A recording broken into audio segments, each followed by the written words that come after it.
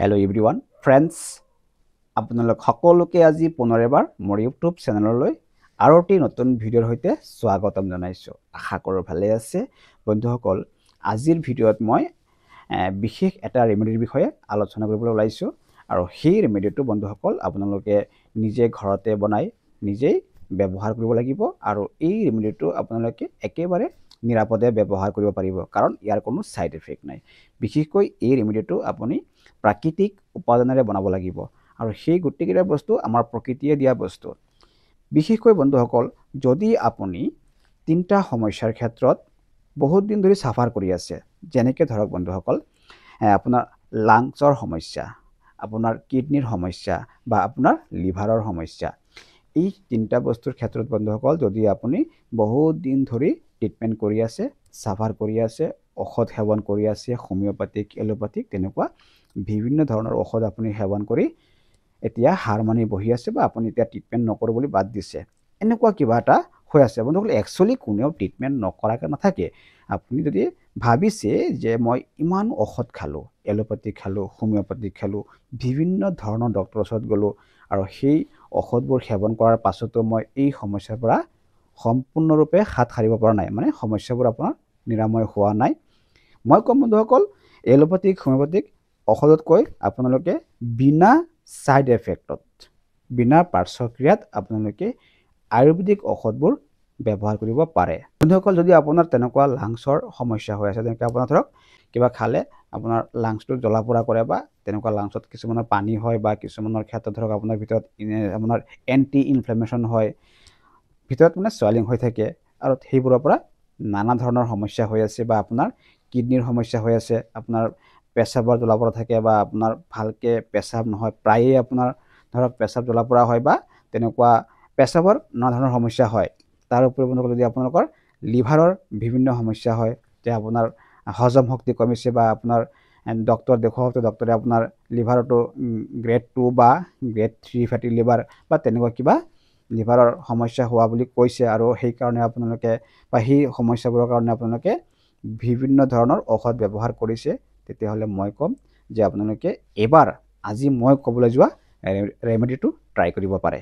বন্ধুসকল মইতো কৈছোৱে যে এই ৰেমেডিটো আপোনালোকে একেবাৰে নিৰাপদে ব্যৱহাৰ কৰিব পাৰিব কাৰণ এইটো প্ৰকৃতিৰ পোৱা বস্তুৰে বনোৱা এবিধ ৰেমেডি, ইয়াত কোনো ধৰণৰ কেমিকেল নাই।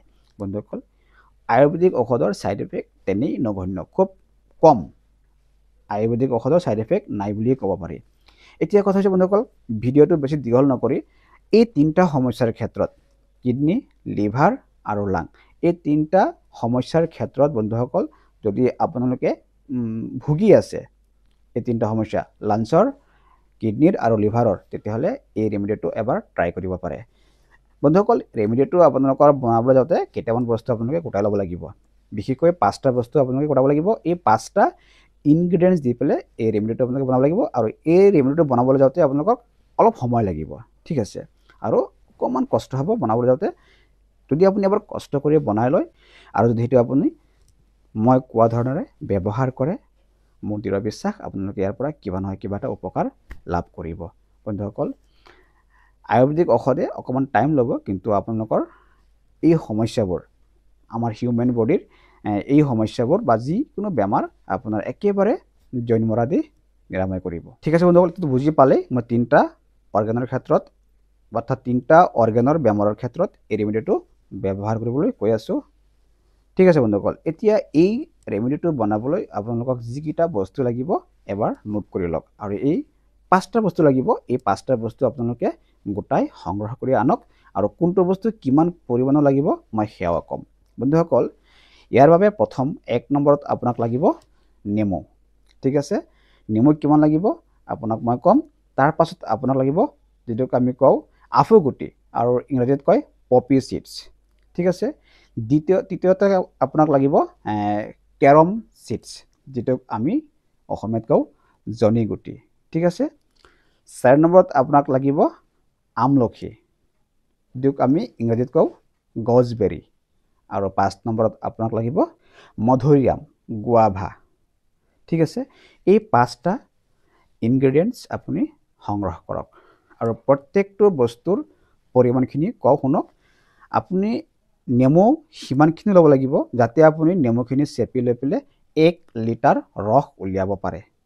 1 লিটাৰ ৰস উলিয়াবলৈ যিমানকেইটা নেমু লাগিব আপুনি সিমানখিনি নেমু টেঙা ল'ব লাগিব। আৰু বাকীকেইটা বস্তু আপোনাৰ বন্ধুসকল বিশেষকৈ আপোনাৰ বাকী 4টা বস্তু আপুনি 100 গ্ৰামকৈ লাগিব।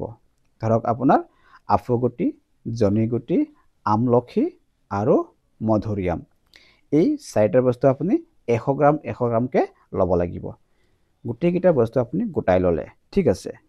এতিয়া এইকেইটা বস্তুৰে আপুনি কেনেকৈ বনাব ৰেমেডিটো মই কওঁ শুনক। ঠিক আছে বন্ধুসকল, এতিয়া সেই 4টা বস্তু নেমু টেঙাৰ বাহিৰে বাকী 4টা বস্তু আপোনালোকে ভালকৈ অকণমান চাফা কৰি ল'ব। লৈ পেলাই সেইখিনি আপোনালোকে 100 গ্ৰাম পৰিমাণৰ লৈ লওক, লৈ জুখি লৈ থওক।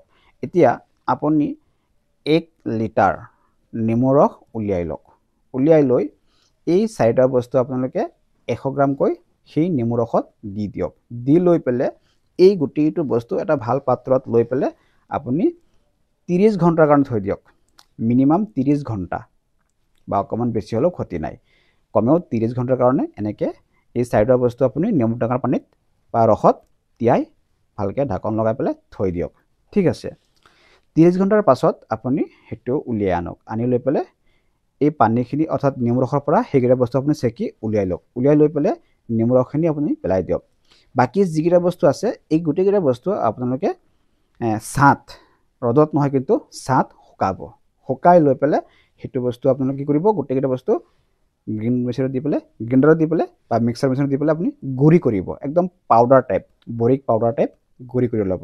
গুড়ি কৰি লৈ সেইটো আপুনি এটা কাঁচৰ পাত্ৰত অৰ্থাৎ চিচাৰ পাত্ৰত, মানে এয়াৰ টাইট হ'ব লাগিব যাতে বায়ু সোমাব নোৱাৰে, তেনেকুৱা বায়ু সোমাব নোৱাৰা এটা পাত্ৰত সংৰক্ষণ কৰক। আপোনাৰ যিটো সমস্যাত আপুনি ভুগি আছে বা বহুত দিন ধৰি চাফাৰ কৰি আছে, সেই 3টা অৰ্গেনৰ কথা কৈছোঁ, সেই সমস্যাৰ ক্ষেত্ৰত আপুনি ব্যৱহাৰ কৰিব লগা ৰেমেডিটো তৈয়াৰ হৈ গ'ল। এইটোৱে আপোনাৰ ৰেমেডি। এতিয়া আহক, এই ৰেমেডিটো আপুনি কেনেকৈ ব্যৱহাৰ কৰিব লাগিব সেই বিষয়ে কওঁ। বন্ধুসকল, আপুনি দৈনিক ৰাতিপুৱা খালী পেটত আধা চামুচ পাউডাৰ আপুনি ঠাণ্ডা তাজা পানীৰে খাই থ'ব, ঠিক আছে। খাই পেলাই আপোনাৰ 2 ঘণ্টামান কোনো ধৰণৰ খাদ্য নাখাব। আৰু ৰাতি শোৱাৰ টাইমত ঠিক একেধৰণৰে আধা চামুচ পাউডাৰ আপুনি এগিলাচ আপোনাৰ তাজা ঠাণ্ডা পানীৰে খাই শুই থাকক। এনেকৈ আপুনি এই ৰেমেডিটো 20-30 দিন বা 1 মাহ আপুনি ব্যৱহাৰ কৰক, ঠিক আছে। 1 মাহ ব্যৱহাৰ কৰাৰ পাছত আপুনি ইয়াৰ ফলাফল লাভ কৰিব। বন্ধুসকল, ইতিমধ্যে যিটো ৰেমেডি আপুনি বনালে, এতিয়া আপুনি দেখিলে গোটেইকেইটা বস্তু আমাৰ প্ৰকৃতিয়ে দিয়া বস্তু আৰু এইকেইটা বস্তুৰ কোনো ধৰণৰ ছাইড এফেক্ট নাই। এবাৰ ট্ৰাই কৰক। যদি আপুনি তেনেকুৱা আশা এৰি দিছে ট্ৰিটমেণ্টৰ, বা আপুনি যদি তাৰমানে অধৈৰ্য হৈ গৈছে ট্ৰিটমেণ্ট কৰি কৰি, তেতিয়াহ'লে আপুনি এই ৰেমেডিটো এবাৰ ট্ৰাই কৰিব পাৰে।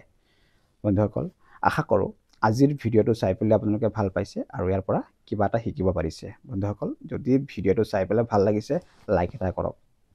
আৰু যদি আপুনি মোৰ চেনেলত আজি প্ৰথম ভিডিঅ' চাই আছে, তেতিয়াহ'লে প্লিজ মোৰ চেনেলটো ছাবস্ক্ৰাইব কৰি ল'ব, লগতে বেল আইকনটো দাবাই থ'ব যাতে পৰৱৰ্তী ভিডিঅ'ৰ ন'টিফিকেশ্যন পোনপটীয়াকৈ আপুনি পায়। বন্ধুসকল, সুখত থাকক, শান্তিৰে থাকক, সদায় পৰ্যাপ্ত পৰিমাণে পানী খাব, কমেও 1-1.5 ঘণ্টা ব্যায়াম কৰিব। আকৌ লগ পাম নতুন ভিডিঅ'ত, নতুন টপিকছত। তেতিয়ালৈকে মোক আহিব দিয়ক। ধন্যবাদ।